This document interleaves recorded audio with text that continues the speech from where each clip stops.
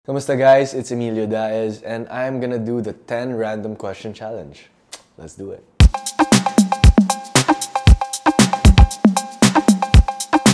Anong pagkain ang kakainin mo araw-araw kung kaya mo? Fried chicken. Madali lang yun. Anong ginagawa mo para ma-relax? Ako, nag-gym, nag-workout, nag-basketball, anything active na di ko alam kung bakit. Alam ko nasa-stress yung body mo, pero para sa akin, mas nare-relax ako. Para sa'yo, anong ibig sabihin ng tagumpay? Para sa akin, syempre depende kasi kung ano yung sitwasyon, kung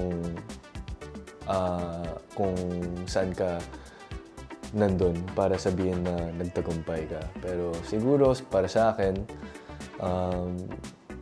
pag may ginawa kang bagay tapos ang feeling mo, ginawa mo yung best mo at wala kang iisipin pang tungkol doon na ginawa mo talaga yung best mo. Para sa akin, yun ang ibig sabihin ng tagumpay. Sino artista ang gusto mo maging best friend forever at bakit? Para sa akin, siguro si Timothée Chalamet kasi sobrang galing niyang artista. Hangang-hanga ako sa pag-arte niya at gusto ko siya i-BFF kasi feeling ko magkakasundo kami. Yan. Kung may 3 healing ka na pwede matupad, anong healing mo? Siguro una, number 1 is world peace. Number 2, sana makuha ng pamilya ko lahat ng gusto nilang hiling. And number 3 is sana wala nang away-away dito sa mundo, no? Para masaya na tayo lahat.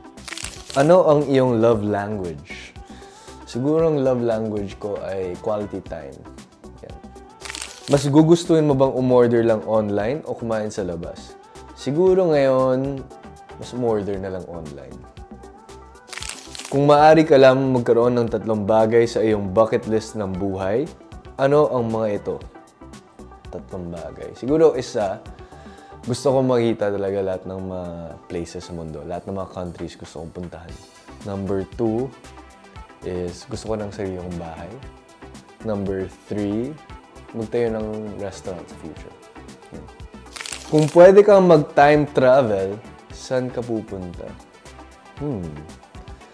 Kung ako ang magta-time travel, siguro babalikan ko ang time na ginawang electricity para sabihin ko ang Pinoy ang gumawa ng electricity. Wala na, ang random. Bukod sa cellphone, ano ang lagi mong dala kahit saan ka magpunta? Siyempre, ang palagi kong dala ang aking wallet.